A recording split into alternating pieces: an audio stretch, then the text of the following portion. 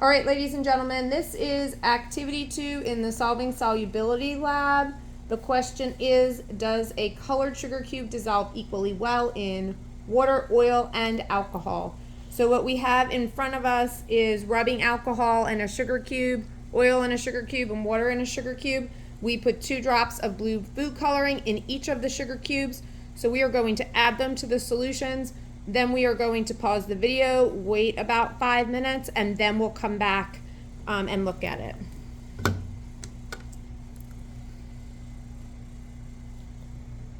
stopped. All right, so as you could see, it's only been about 30 seconds. You have the rubbing alcohol and the sugar, and there's a little bit of the food dye maybe leaking out. The oil and the sugar and the food dye, nothing has happened. If we come over to the water, you can see that there is a lot of blue that is starting to come out of that sugar. So we're gonna wait a few minutes and we're gonna see what happens. All right, so it's been about 3 minutes and we put some white tissue underneath the solution so you could really see what's happening. This is the rubbing alcohol, which has a little bit of that blue food coloring leaking out.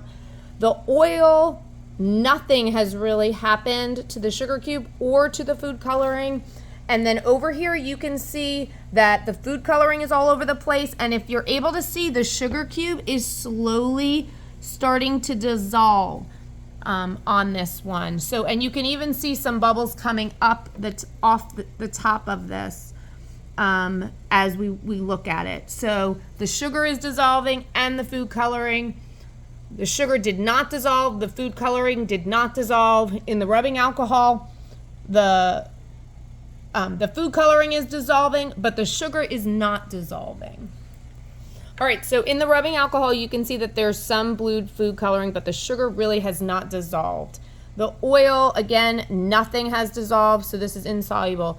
Over here, the sugar cube and the food coloring are both soluble.